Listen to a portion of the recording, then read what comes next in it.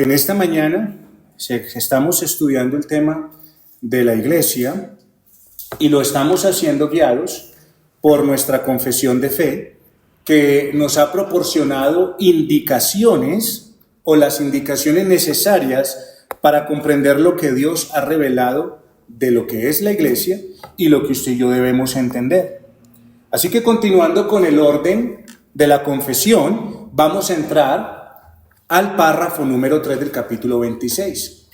Ya hemos visto el párrafo 1, donde nos habló de la centralidad de la iglesia, de la singularidad de la iglesia, de lo que es la iglesia en esos términos invisibles, universales. Después pasamos al segundo párrafo, donde estuvimos viendo cómo reconocer a aquellos que hacen parte de esa iglesia visible, que son los santos visibles, ¿cierto? Y vimos algunas enseñanzas respecto a esto. Y ahora entramos al párrafo número 3 de la confesión de fe, del capítulo 26, que dice lo siguiente, mis queridos hermanos. Las iglesias más puras bajo el cielo están sujetas a la impureza y al error, y algunas se han degenerado tanto que han llegado a ser no iglesias de Cristo, sino sinagogas de Satanás. Sin embargo, Cristo siempre ha tenido y siempre tendrá un reino en este mundo hasta el fin del mismo, compuesto de aquellos que creen en Él y profesan su nombre. Eso es lo que nos dice el tercer párrafo de la confesión de fe. En esta mañana tocaremos la cuestión general de la primera parte del párrafo, y es la siguiente: iglesias puras y sinagogas de Satanás. Iglesias puras y sinagogas de Satanás. Pero hoy vamos a dedicarnos a hablar de las iglesias puras. De esto es lo que vamos a hablar en estos párrafos, pero el día de hoy vamos a hablar de lo que es la iglesia pura. Así que la iglesia universal, como ya hemos estudiado acá, tiene en su carácter visible una realidad. Está compuesta por pecadores que han sido regenerados, justificados y que estamos en proceso de santificación. Eso es lo que estamos nosotros ahorita haciendo, que somos los llamados santos visibles. O sea, estos son los santos visibles que componen la iglesia. ¿Qué son esos santos visibles? Pecadores que han sido regenerados, justificados y que estamos en proceso de santificación. Sin embargo, es muy importante entender que de esa iglesia universal, en su sentido invisible, de acuerdo a lo que acabamos de leer de la confesión de fe, que acabamos de decir, iglesias puras y sinagogas de Satanás. ¿Sí recuerdan? Tenemos que saber una cosa: la iglesia universal en su sentido visible, los que estamos hoy aquí en esta tierra, que componemos las iglesias locales, estamos compuestas de santos visibles que ya sabemos lo que son. Pero si nosotros hablamos y debemos entender que de esa iglesia universal en el sentido invisible, ¿cierto? En el sentido invisible, nunca, hermanos, nunca podremos llegar a decir que pueden apostatar de la fe. Es decir, la iglesia invisible nunca podrá convertirse en una sinagoga de Satanás. Nunca lo podrá hacer. ¿Y por qué no lo puede hacer? ¿Por qué la iglesia invisible nunca podrá llegar a convertirse en una sinagoga de Satanás? Bueno, recordemos que la iglesia invisible es aquella que está conformada por los verdaderos creyentes, por lo que este párrafo nos habla de la iglesia, hermanos, ¿de quién está conformada la iglesia visible? De los verdaderos creyentes, o sea, de los que verdaderamente han creído en Cristo. Por lo tanto, hermanos, esa iglesia invisible nunca podrá llegar ¿a qué? A apostatar de la fe. Porque entendemos y damos por sentado de que la iglesia invisible solo está compuesta de verdaderos creyentes. En la iglesia invisible no entra un falso. ¿Sí me estoy haciendo entender? Entonces, por eso este párrafo no habla, o este párrafo en ese sentido, cuando hablamos de iglesias puras y de sinagogas de Satanás, este párrafo no está hablando de la iglesia en su calidad invisible, sino en el aspecto visible. En el aspecto visible, ¿sí? Es que yo sé que no es fácil entender, pero es que tenemos que entender esos términos. La iglesia invisible está compuesta de verdaderos creyentes, solamente verdaderos creyentes. Ella no puede llegar a apostatar. Así que cuando hablamos de la iglesia en su sentido visible, tenemos que saber que en el sentido visible la iglesia está compuesta de pecadores que han sido regenerados, justificados y que estamos en proceso de santificación. ¿Listo? Así que, mis amados hermanos, la iglesia invisible es la iglesia de Cristo, la verdadera iglesia de Cristo. Y la perseverancia de esta iglesia, hermanos, está asegurada por la fidelidad de Dios. Por lo tanto, la iglesia invisible nunca podrá degenerarse al punto de llegar a considerarse sinagoga de Satanás. ¿Sí? Que eso lo tengamos claro. Ahora, si hablamos de la iglesia en el sentido visible, ¿cierto? Debemos decir con tristeza que algunas iglesias sí apostatarán de la fe. Sí apostatarán de la fe. Y eso se ha podido ver en toda la historia del cristianismo. En toda la historia, del cristianismo, sí, y de la tierra. Esto es algo que la Escritura advierte, hermanos, y que tristemente hoy estamos viendo. Miren, existe un crecimiento significativo de congregaciones compuestas. Por ejemplo, quiero darle el ejemplo, de cómo podemos darnos cuenta usted y yo de que esto es una realidad y que hay iglesias que sí pueden llegar a apostatar de la fe. Porque es algo que la Biblia sí advierte y que tristemente vemos. Por ejemplo, hoy, ¿qué tenemos el día de hoy? Hoy tenemos un crecimiento significativo de congregaciones compuestas. Oiga bien, de congregaciones compuestas. ¿Cómo deben estar compuestas las congregaciones locales? ¿De quiénes? De santos, ¿qué? Visibles. ¿Es así o no es así? Listo. Hoy estamos viendo un crecimiento bien grande, hermanos, de congregaciones compuestas por las personas que han salido mal de iglesias sanas. Hermano, y son muchas, las puedo contar con estos dedos y que las conozco y que sé. Iglesias que se han conformado de las divisiones que han hecho en iglesias sanas. Y de esas personas que han salido de allí mal, sin ningún tipo de un parámetro bíblico para salir de una congregación, y salen de ahí, inmediatamente buscan a quien lo dirija para volverse otra vez iglesia. Eso está pasando hoy de manera creciente, mis queridos hermanos. Así que este tipo de personas y este tipo de congregaciones que están llegando y que se están conformando de este tipo de personas tienen mucho peligro de apostatar. Mucho peligro de apostatar. ¿Por qué razón? Porque no se están conformando de acuerdo al parámetro bíblico. ¿Ven? No de acuerdo al parámetro, aunque tengan las mejores intenciones, aunque ellos digan, ay, estamos tan bonitos, estamos con todo, hay una realidad. Si no se componen bajo el parámetro bíblico, están en peligro de apostatar. Ya salieron de una iglesia sana, no dieron razones, simplemente se fueron y conformaron una congregación. Ya, hermano, de eso desconfíe, porque la Biblia no nos muestra esto. Así que tienen peligro de apostatar, precisamente porque estas personas salen por razones. ¿Cuáles son las razones por las cuales estas personas salen de las congregaciones? Por el rechazo del gobierno que tiene la iglesia, por no sujetarse a la regla del evangelio en el trato a situaciones que se presentan, es decir, disciplinas bíblicas. A personas que fueron excomulgadas de la congregación y que hoy son recibidas en otras congregaciones sin ningún tipo de problema. Así que todas estas personas salen por razones no bíblicas y no por razones lícitas para abandonar una congregación. Y de esas están compuestas. Entonces imagínese usted qué puede llegar a poder esperar de esas congregaciones. ¿Ven? Que tristemente estas congregaciones tienen un mayor porcentaje de probabilidad de apostatar de la fe. ¿Estamos diciendo que nosotros no podremos llegar a eso? Seguramente que sí, hermanos, si nosotros no prestamos atención. Pero que hay un mayor peligro de estas personas que salen y componen iglesias, de las personas que salen mal, esas tienen mayor peligro, mis queridos hermanos. Y esto es algo que hoy está creciendo significativamente, no es pequeño.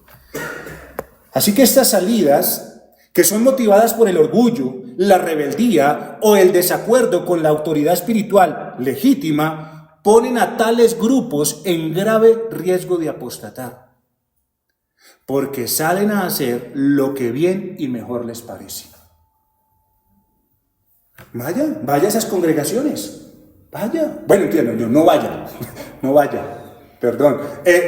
Esto lo borramos de la grabación. No vaya a esas congregaciones, pero cuando usted escucha de esas congregaciones, usted podrá ver que leen, que oran, que cantan. Estoy seguro de que sí, pero conozcan muchas de sus prácticas, y sus prácticas es de lo que mejor les parece, de la mejor intención, de sus mejores sentimientos, pero no de lo que dice la Biblia. Creyendo que están cumpliendo la ley de Cristo, pero realmente se están engañando porque es falso. Así que las iglesias más puras, cuando estamos hablando de esto, las iglesias más puras son aquellas que se conforman más al estándar de la iglesia invisible. ¿Sí? Acuérdense, la iglesia invisible es la que, la verdadera creyente, aquella que de cierta manera hoy está en los cielos, aquellos santos que han sido perfeccionados, como dice Hebreos.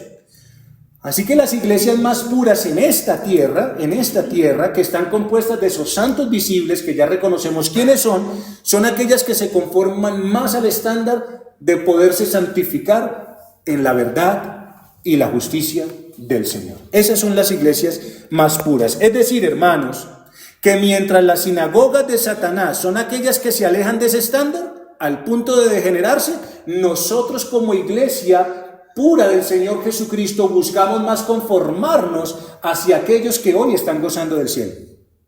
¿Sí? A eso es lo que nosotros hacemos. Así que abordemos nuestro primer punto, hermanos, que es la realidad de las iglesias más puras.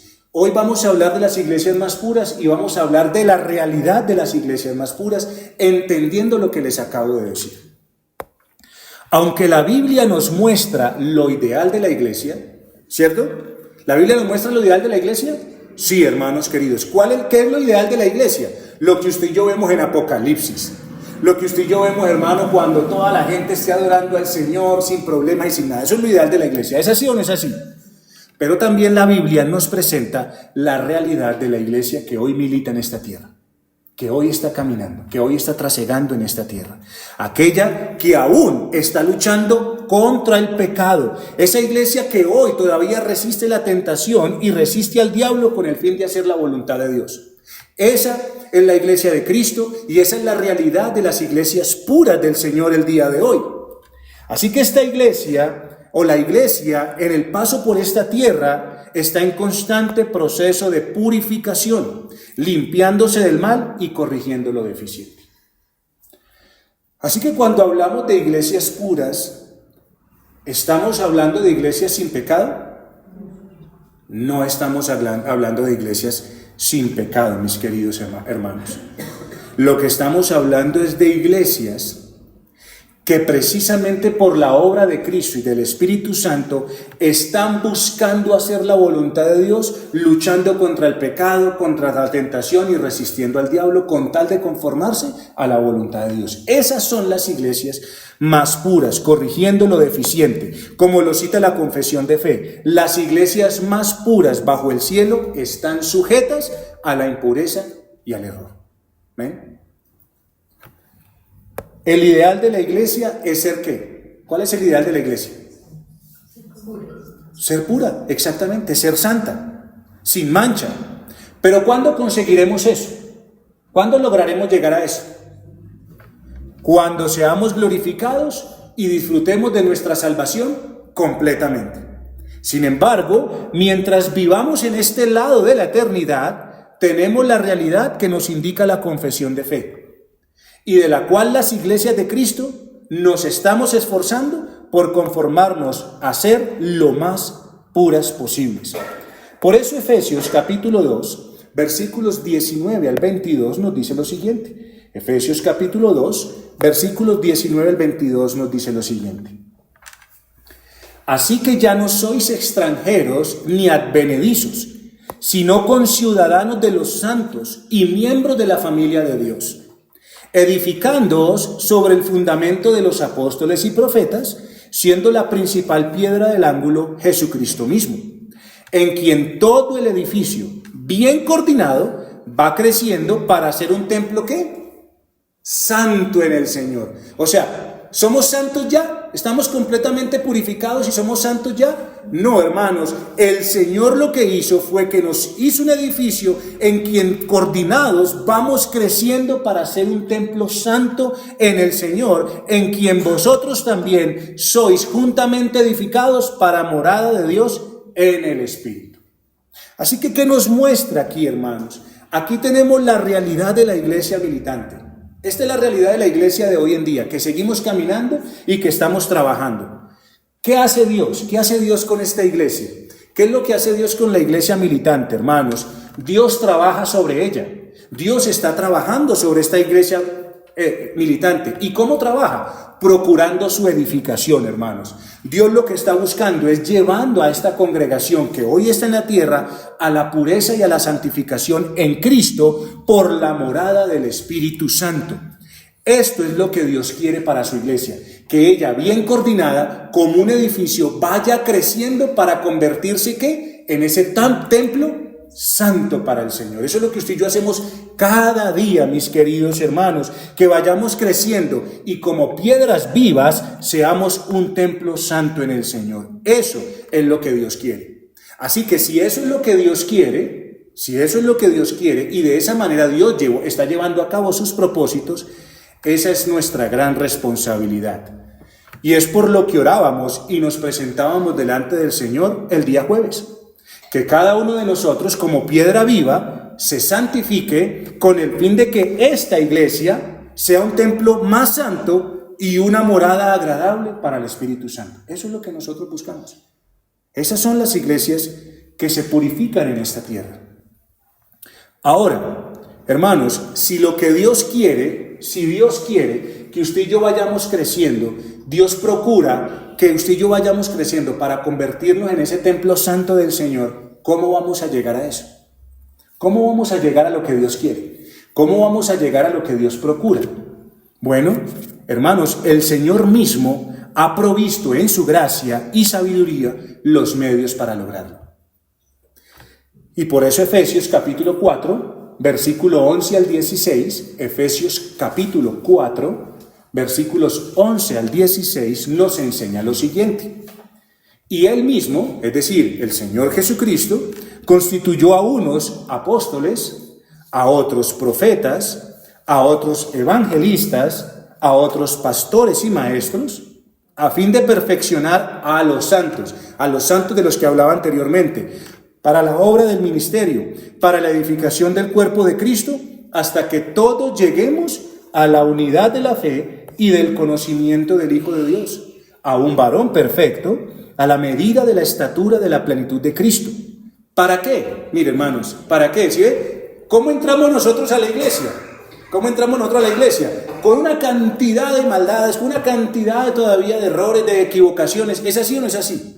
Entonces el Señor quiere procurar la edificación de la iglesia y da los medios para que ya no seamos niños fluctuantes, llevados por doquiera de todo viento de doctrina, por estratagema de hombres que para engañar emplean con astucia las artimañas del error, sino que siguiendo la verdad en amor, crezcamos en todo en aquel que es la cabeza, esto es, Cristo, de quien todo el cuerpo, una vez más, bien concertado y unido entre sí por todas las coyunturas que se ayudan mutuamente, según la actividad propia de cada miembro, recibe su crecimiento para ir edificándose en amor.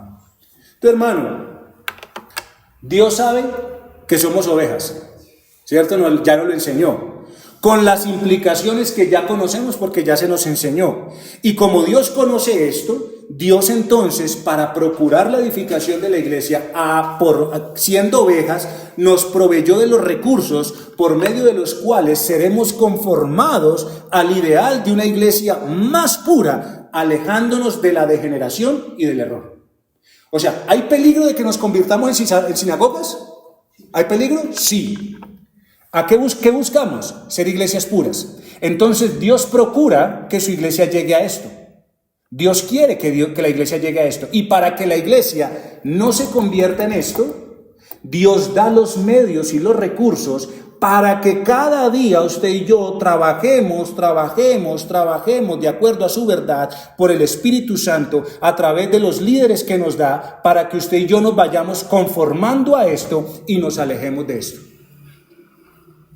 ¿Sí? Eso es lo que el Señor hace, mis queridos hermanos. Así que esto Dios lo ha hecho en toda la historia a través de sus dones. Por eso nos habló de profetas, por eso nos habló de apóstoles, por eso nos habló de evangelistas y ahora nos habla de pastores y maestros. Ven, hermanos, que eso es lo que el Señor ha hecho en toda la historia de su pueblo, sacándolo de esto para convertirlo ¿en qué? En esto. ¿Cuándo vamos a llegar a esto? Cuando estemos glorificados. No lo vamos a lograr en esta tierra. Esto no. Vamos a estar por aquí, ¿sí? Vamos a estar como por estos lados, pero no vamos a estar aquí. O sea, Dios nos va a llevar desde aquí a esto. No obstante, hermanos, aunque esto es a lo que usted y yo buscamos llegar y es el propósito divino, debemos reconocer con humildad que hay una dura realidad. ¿Cuál es la dura realidad? ¿Cuál es la dura realidad? Que la iglesia tiene impurezas en diferentes grados. La iglesia tiene impurezas, hermano. Esa es la realidad. O sea, las iglesias más puras están libres del error. ¿Están libres de las impurezas? No. Entonces, hermano, hay una dura realidad, que la iglesia tiene impurezas en diferentes grados. Y es algo con lo que usted y yo tendremos que cargar y luchar y batallar hasta el final de nuestros días. Así que mientras la iglesia esté compuesta por santos visibles, ¿sí? ¿Quiénes son los santos visibles? Seres humanos. Seres humanos que todavía tenemos pecado, que hay remanente de pecado. Y estos, aunque seamos redimidos, la pureza completa no nos dice que el pecado haya sido completamente removido, hermanos. Solamente cuando usted y yo seamos hechos perfectos o Cristo venga por nosotros. Mientras esto no pase, todas las iglesias locales, todas, hermano, todas las iglesias de Cristo, las iglesias locales en esta tierra que procuran estar sujetas a la palabra de Dios, tienen una realidad. Y es que, ¿qué? ¿Están sujetas? A la impureza y al error. Así que mientras usted y yo transitemos en esta tierra, sí nos podemos dar cuenta de algo, hermanos, que hay unas iglesias más puras que otras. ¿Habrá unas iglesias más puras que nosotros? Claro que sí, hermanos.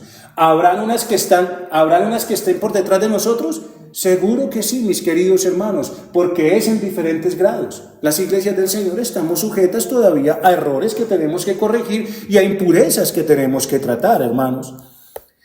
Así que todas las iglesias locales nos encontramos en un punto más cerca o más lejos del modelo perfecto provisto por el Nuevo Testamento. ¿Ser iglesias? Un templo santo para el Señor. O sea, las iglesias de Cristo no están más cerca de esto, no, están más lejos de esto. Y en este sentido sí están más cerca o más lejos. ¿Sí me están entendiendo, mis queridos hermanos? Eso es lo que estamos hablando. Así que para procurar poder conformarnos cada vez más y estar más cerca del propósito divino y de la procura divina, hermanos, vimos en enseñanzas anteriores la responsabilidad que tenemos de que aquellos que compongan la iglesia sean reconocidos en un juicio y ejercicio responsable para no solamente guardar la pureza de la iglesia, sino de seguir buscando esa pureza y lográndola. ¿Ven? O sea, si vamos a tener a alguien aquí, pues obviamente, seguramente que va a ser tal vez pueda llegar a ser el más pequeño de todos. Pero con el deseo, recuerde, de que aunque no comprenda todas las cosas todavía, sí tiene el corazón que quiere aprenderlas, para que todos juntos sigamos ¿hacia dónde? Hacia este modelo. ¿Ven, mis amados hermanos? Pero si usted y yo reconocemos a uno que no sabe, que no conoce, que está viviendo prácticas impías y lo recibimos a la comunión de la iglesia, ¿nos vamos a conformar a esto? No, hermano, nos va a empezar a echar ¿hacia dónde? Hacia atrás. Por eso, hermanos, Dios salva para hacernos santos. Cuando Dios nos salva para hacernos santos, para que usted y yo nos conformemos a lo que Dios quiere. Así que esto que estamos hablando, hermanos, es una realidad que la Biblia nos muestra. Es una realidad que la Biblia nos muestra, de que las iglesias más puras bajo el cielo están sujetas a impurezas y a error. Ahora, si yo les preguntara de una iglesia en la Biblia que nos muestra esta realidad, ¿a quién usted me nombraría? ¿A quién usted me nombraría si yo le preguntara a usted, ¿qué iglesia en la Biblia? Bueno, hay muchos ejemplos, pero hermanos, vamos a tocar solamente uno. ¿Qué iglesia se le viene a la mente si yo le mostrara esta realidad? O sea, que usted me dijera, la podemos ver claramente en la Biblia, porque esto no es un invento mío. Si yo les preguntara a ustedes, ¿qué iglesia? ¿Qué les vendría a su mente? Bueno, yo les voy a decir, la iglesia de Corinto. La iglesia de Corinto. La iglesia de Corinto. Mire lo que dice la primera carta a los Corintios, capítulo 1, versículo 11. Primera carta a los Corintios, capítulo 1, versículo 11. Dice el apóstol Pablo, porque he sido informado acerca de vosotros, hermanos míos, por los de Cloé, que hay entre vosotros contiendas. Entonces, hermano, estas contiendas de las cuales el apóstol Pablo está hablando acá, incluían murmuraciones, incluía partidismo, yo soy de Apolo, yo soy de Pablo, yo soy de este, yo soy del otro, y también habían hasta amenazas de división. Habían amenazas de dividir la iglesia. La cuestión es que a pesar de sus graves errores e impurezas, Pablo ¿cómo los trata? Y la Biblia ¿cómo los muestra? Como iglesia, ¿de quién? De Cristo. Ahora, en primera carta a los Corintios capítulo 5, versículo 1, se nos refiere un caso muy grave, un caso penoso. Un caso penoso. Y dice lo siguiente en la primera carta a los Corintios 5:1, dice, de cierto se oye que hay entre vosotros fornicación, y tal fornicación cual ni aún se nombra entre los gentiles, tanto que alguno tiene la mujer de su padre. Así que aquí es claro, por motivos seguramente salidos de no tener una misma mente, de no tener un mismo sentir, esa persona que debía ser disciplinada fue todavía dejada en la membresía de la iglesia, aunque todavía estaba exponiendo su pecado. O sea, toda la gente lo sabía, toda la iglesia lo sabía. ¿Y aún pertenecía a quién? ¿Pertenecía a quién? A la iglesia. ¿Por qué razón? Porque la iglesia, en ese momento la iglesia estaba envanecida. La iglesia estaba envanecida. Ahora, primera carta a los Corintios 6:6. Primera carta a los Corintios 6:6. Nos señala que los problemas internos que habían en la iglesia, de los que hablamos en el capítulo 11, de esas contiendas que habían, de lo que estaba pasando, resultaron en penosas conductas frente al mundo. Penoso, hermano, o sea, realmente vergonzoso ante el mundo. Sino que el hermano, ¿con el hermano qué? Pleitea. ¿Y esto ante quiénes? Ante los incrédulos, hermanos. Así que hemos visto que la iglesia de Corintio estaba sujeta al error, estaba sujeta a la impureza. Sí, hermano, lo acabamos de ver. Y si queremos ir un poco más allá, ni siquiera los cultos al Señor se salvaron de la impureza de la iglesia. Primera carta a los Corintios, capítulo 11, versículos 17 al 19, nos da un ejemplo de que el desorden llegó aún hasta la cena del Señor. Y por eso el apóstol Pablo dice, en esto que sigue, no os alabo, porque no os congregáis para lo mejor, sino ¿para qué?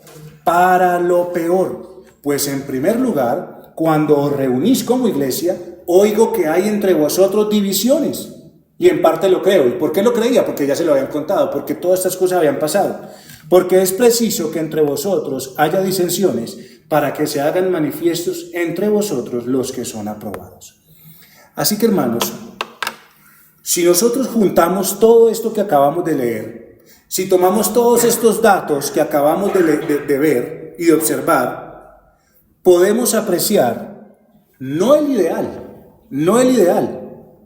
ni el modelo de la iglesia, visible, sino la triste realidad de que las iglesias más puras bajo el cielo están sujetas ¿a qué?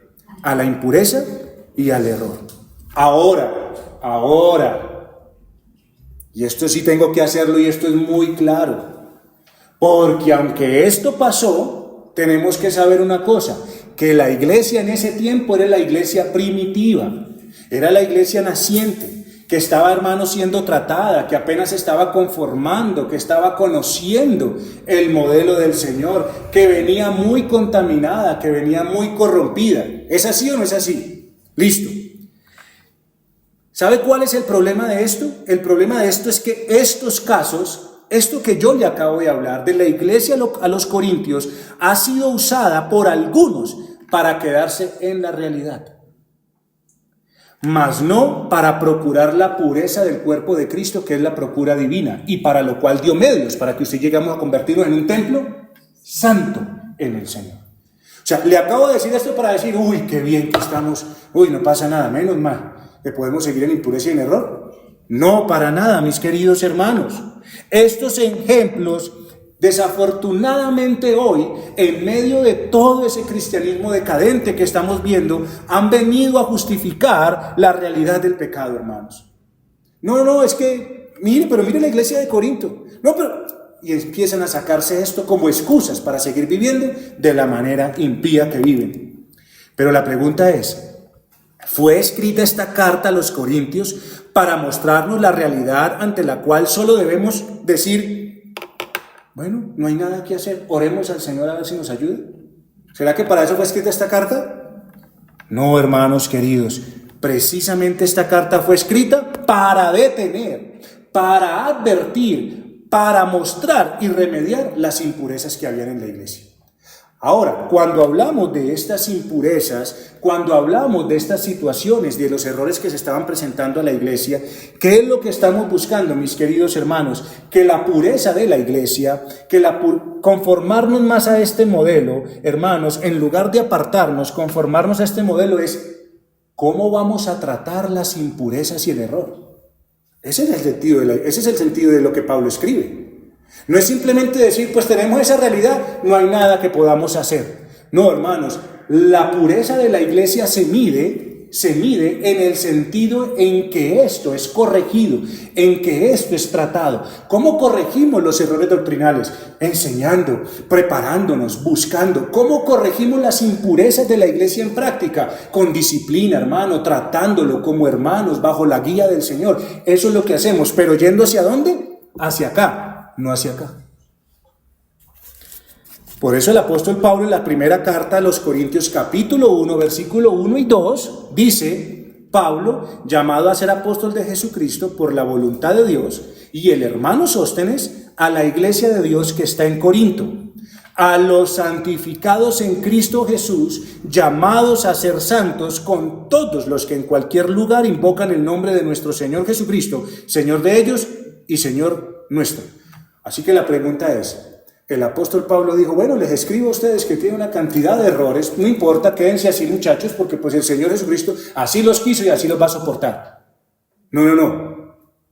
Santificados en Cristo y llamados a ser santos con todos los que en todo el mundo invocan el nombre del Señor. Y en ese caso habían iglesias más puras que las de Corinto. Y el apóstol Pablo está diciendo, ustedes deben llegar también a eso. Y si usted y yo le pregunto, ¿la iglesia de Corinto se quedó así? ¿Se quedó así? No, por eso hay una segunda carta. Si quedara solamente la primera, uno diría, uy, bueno, ¿qué pasó aquí? No, hay una segunda carta en la cual encontramos el arrepentimiento de muchos hermanos, aún de aquel que cometió la inmoralidad. Fue expulsado, y luego de que fue expulsado, ¿qué pasó? El varón, por la misericordia de Dios, regresó nuevamente a la iglesia. Así que ejemplos tenemos muchos en las Escrituras, hermano, en el Nuevo Testamento, desde Mateo hasta Apocalipsis, porque el Señor le escribe a las 7 iglesias, ¿sí recuerdan? Y les dice que hay cosas que hay que mejorar. A una no les dice nada, pero a la mayoría le dice, tengo esto contra ti. Lo que manifiesta que aún las iglesias del Señor estaban padeciendo errores e impurezas, mis queridos hermanos. Así que Dios quiso mostrarnos la realidad de su iglesia. Sin embargo, también lo hace, no para que usted y yo nos quedemos así, sino con el propósito de mostrar y enseñar que este no es el modelo que usted y yo debemos seguir. sino que al evidenciar algunos problemas, algunos pecados, algunas desviaciones, también muestra la provisión y la salida divina para tales impurezas, hermano. Es el compromiso con la verdad, el discernimiento del peligro, el cumplimiento de la disciplina, la obediencia a Dios por Cristo, la lealtad y el compromiso con la iglesia, el trabajo y testimonio piadoso, lo que nos va a llevar a madurar y buscar salir de a poco de esas impurezas para conformarnos a la santidad. ¿Ven? Entonces, hermanos, nosotros nunca debemos ir hacia acá. Si somos iglesias de Cristo, vamos a ir hacia dónde. Saliendo de esto, ¿hacia dónde? Hacia adelante. Exactamente. Así que las iglesias de Cristo pueden tener tantas virtudes, pero jamás estar libres del error. Mire, por ejemplo, la iglesia de Éfeso. Uy, has hecho esto, has hecho esto, has hecho esto, has hecho esto, pero tengo contra ti una cosa: has dejado tu primer amor. Hermano, a corregir. Así que, hermanos, las iglesias pueden tener muchas virtudes, nunca vamos a estar libres de error, pero podemos tener tantos errores sin jamás estar libres de algo que las mantenga como iglesia de Jesucristo. ¿Sí? O sea, nosotros hoy, tal vez no somos tan puros como otros hermanos, pero esos hermanos que nos llevan la delantera por mucho, ¿están libres de error? No. Ahora, si nos miramos a nosotros, tenemos todavía muchos errores. ¿Es así? Pero esto no nos deja tampoco exentos ni libres de que tenemos cosas tenemos el día de hoy que nos mantienen como iglesia del Señor Jesucristo y no como sinagogas de Satanás. ¿Ven? Eso es lo que estamos hablando. Así que las iglesias, hermano, las iglesias más puras bajo el cielo, estamos sujetas al error y a la impureza. Esa es la triste realidad que tenemos. Pero, hermanos, ¿cuál es la situación? Si nosotros entendemos esto y somos iglesia de Cristo, cada uno de nosotros como piedras vivas, cada uno de nosotros como parte de ese edificio espiritual, ¿qué va a buscar? ¿Y qué debe buscar? ¿Y cuál es la responsabilidad? Que todos nosotros busquemos estar bien concertados, ¿sí? Por ejemplo, hay piedras o hay ladrillos para construir un edificio. Si ese ladrillo está bien organizadito, va a encajar con el otro. Pero si este ladrillo está partido o está por acá con una cosa encima, ¿le puede usted poner el otro y que pueda llegar a conservarse? No, hermano. Entonces empecemos a limar esto para que también quede así. Y el que le falta, pongámosle para que todos podamos ver. Estar así. Esa es nuestra responsabilidad para conformarnos más al modelo ideal de Dios, de la iglesia invisible, más que convertirnos en sinagogas de Satanás. Y esa responsabilidad compete ¿a quién? A la iglesia, a todos los que estamos aquí reunidos. Amén. Oremos al Señor.